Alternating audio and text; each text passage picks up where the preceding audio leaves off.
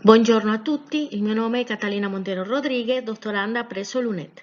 Ringraziare al mio direttore della tesi, il dottore Salvatore Bartolotta, per questa opportunità e all'Università degli Studi di Roma 3 per l'organizzazione di questo convegno.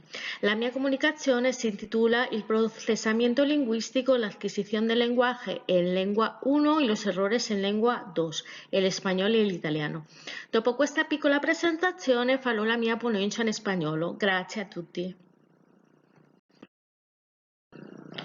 Bien, pues para empezar voy a delimitar qué es la psicolingüística, ya que esta se encarga de la intersección entre la lingüística y la psicología. Es decir, que estudia cómo las personas comprendemos, producimos, adquirimos o perdemos el lenguaje. Es decir, que los intereses de la psicolingüística podríamos decir que son la suma de la mente y las facultades mentales. Además de todos estos procesos de codificación y de codificación del habla, como lo vemos aquí. Además, los procesos de adquisición del lenguaje en lengua primera, lengua materna y del aprendizaje de segundas lenguas. Asimismo, también se encarga de los procesos de la pérdida de esta capacidad lingüística que a veces aparecen en nuestras vidas, o también las relaciones entre el lenguaje y el pensamiento. Es decir, que la psicolingüística aborda preguntas de cómo se estructura la lengua, la manera en la que se procesa la información y la forma en la que la recibimos en el cerebro. Además, cómo se relaciona este lenguaje con otros aspectos de la cognición, como puede ser la memoria, la atención y el razonamiento. Esta disciplina utiliza una variedad de métodos de investigación, incluyendo experimentos psicológicos, estudios neurológicos, análisis lingüísticos, para avanzar en la comprensión del funcionamiento del lenguaje, ¿no? Cómo funciona la mente humana. Además, una de las cuestiones más debatidas por la psicolingüística ha sido y sigue siendo la naturaleza del proceso de adquisición del lenguaje, que voy a utilizar una firma de Alberto Anula, que dice que comprender y explicar la sorprendente capacidad que muestran los niños para aprender y hablar viene de sus progenitores y además constituye una de las preocupaciones fundamentales de esta ciencia. Además, podemos decir que, como nosotros, los investigadores se encargan entre estas dos posturas, ¿no? Entre quienes creemos que se trata de un proceso natural y otros que creemos que es un proceso cultural. Por lo tanto, los usuarios de esta lengua materna adquieren de una forma natural, es verdad, las estructuras semánticas y sintácticas de la lengua de partida. Aunque bien es cierto que aunque no se adquiere cierta madurez, ese lenguaje no deja de estar completo.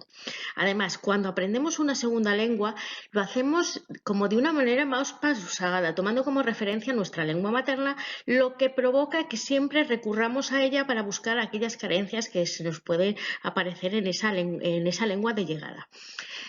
Podemos decir que esa hipótesis, la más aceptada, ¿no? Es la primera, ¿no? Que el lenguaje humano responde a ese instinto innato y propio de nuestra especie.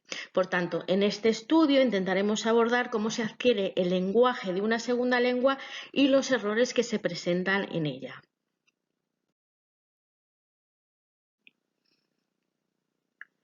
Bien, partimos de teorías cognitivas, es decir, partimos de Chomsky, que sostiene que todos los seres humanos nacen con esa capacidad innata para adquirir el lenguaje, lo que él denomina además facultad del lenguaje. Esta capacidad es común a todas las culturas y está vinculada siempre a la estructura biológica del cerebro humano. Además, Chomsky propuso que la mente humana esté equipada con una gramática universal, una serie de reglas abstractas que permiten a los individuos generar un número infinito de oraciones gramaticalmente además correctas, ¿no? A partir de un conjunto finito de elementos lingüísticos. Luego, en 1983, Krashen y Terre presentan con su obra, ¿no?, una nueva propuesta que se fija en la enseñanza de la lengua, pero llamada desde un enfoque natural. Es decir, que se fija en el enfoque comunicativo, puesto que ambos consideran que la comunicación es la función más importante de la lengua. Y luego tenemos la teoría sociocultural de Lev Vygotsky, que proporciona un marco comprensivo para entender esa adquisición del lenguaje y el desarrollo cognitivo en general. Es decir, Vygotsky sostiene que el lenguaje y que el pensamiento están estrechamente relacionados, ¿no? Y que el desarrollo del lenguaje juega un papel crucial en esa formación de la cognición humana. Por ello introdujo el concepto de ZDP, que sirve para describir a distancia lo que un niño puede hacer, ¿no?, de una forma independiente y lo que puede lograr con la ayuda de un adulto.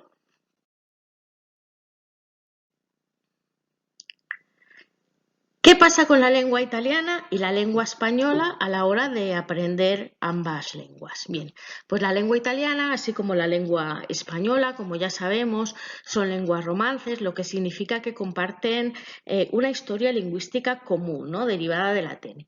Debido a esta conexión, tienen muchas similitudes tanto en vocabulario como en gramática. Ambas lenguas evolucionaron a partir del latín vulgar, como todos sabemos, que era el hablado por las poblaciones romanas en la península, tanto ibérica como en la península itálica. Por lo tanto, tenemos la base lingüística común para ambas.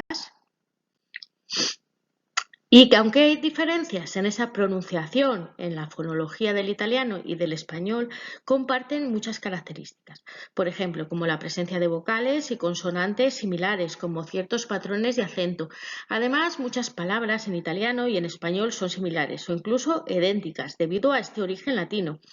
Pero, aunque hay diferencias gramaticales entre ambas, muchas comparten las básicas, como por ejemplo la conjugación de los verbos, la formación de los plurales o la estructura de las oraciones.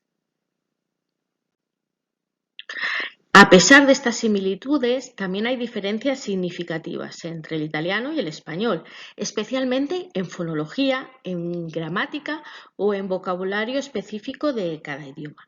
No obstante, para un hablante nativo de español, aprender italiano puede ser más fácil que aprender otras lenguas no romances debido a estas similitudes subyacentes, ¿no? Pero a la vez, esta similitud entre ambas lenguas hace que el error sea también más habitual.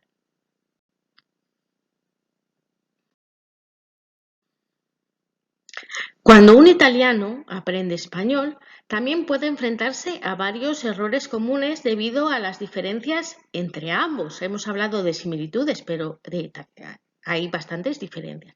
Por ejemplo, la pronunciación en italiano es generalmente más clara, más precisa que en español. Por lo tanto, los italianos pueden tener dificultades para pronunciar algunos sonidos específicos del español, por ejemplo, como la vibrante múltiple o el sonido velar fricativo sordo o la oclusiva velar sorda. Ejemplo, Guadalajara.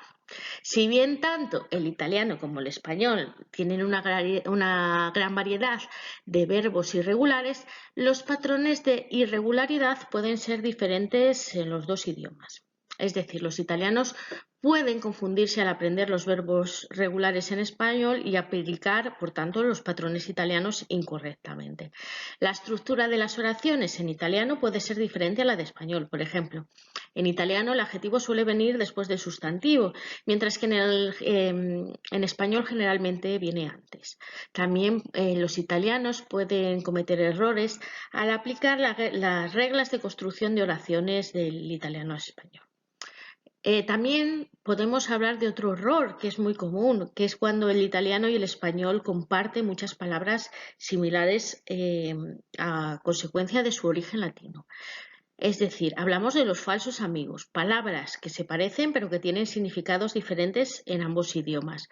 ¿Quién no ha puesto el ejemplo del burro como mantequilla y burro de animal, ¿no? Por ejemplo. El uso de pronombres en español también puede ser diferente en italiano en cuanto a la colocación y al uso de pronombres de objeto directo o indirecto. También se pueden, bueno, estos serían los errores más comunes, ¿no?, a los que se puede enfrentar una persona que aprende una segunda lengua que puede ser tanto el español como el italiano. Sin embargo, como todos sabemos, con práctica y exposición continua al idioma, estos errores pueden corregirse en el tiempo, ¿no? La principal aportación de esta técnica es que tenemos que reflexionar, ¿no?, que los errores son una característica propia de esa creatividad del individuo y sobre todo del proceso de adquisición y aprendizaje de una lengua. Es decir, que a partir del momento en que nosotros empezamos a utilizar una lengua, los errores no se valoran negativamente como una fuente de distorsión, sino que se juzgan positivamente, ¿no? Porque se considera como una estrategia interna, ¿no? Para la creación de la interlingüe. Es decir, tenemos que partir de la idea de que el error es un elemento necesario, ¿no? A través del cual se manifiesta ese proceso de aprendizaje del estudiante y así podremos observar esa evolución en las diferentes etapas de la adquisición de una lengua. Por lo tanto, ese error nos va a informar de las estrategias, ¿no? del aprendizaje empleadas y nos va a ayudar a nosotros como docentes, como profesores, a determinar las áreas que presentan mayor dificultad para nuestros alumnos.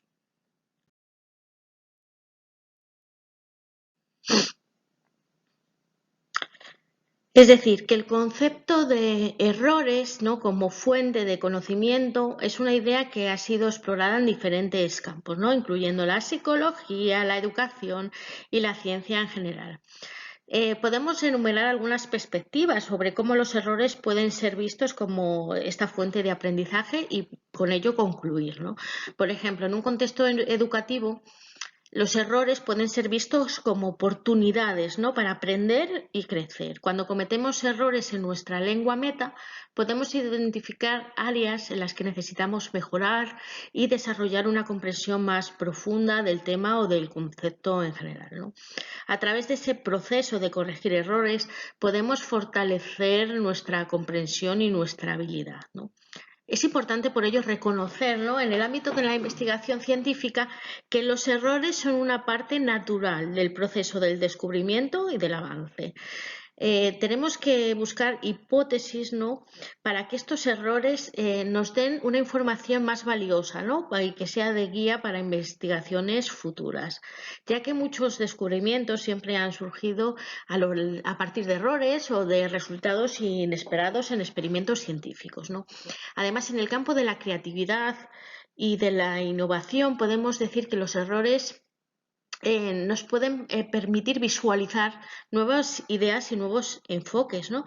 Ya que nos pueden llevar a conducir, a descubrir y tomar soluciones que sean innovadoras. Es decir, que aprender a manejar y a desarrollar esa resiliencia, ¿no? y esa perseverancia pues nos lleva a darnos cuenta de que el error no es parte del proceso de aprendizaje, ¿no?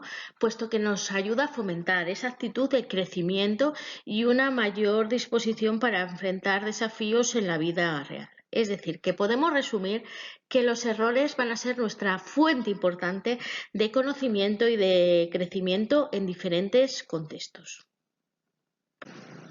Bueno, y esta es parte de la bibliografía que he utilizado para comenzar, ¿no? este estudio de psicolingüística en el que profundizaré más adelante.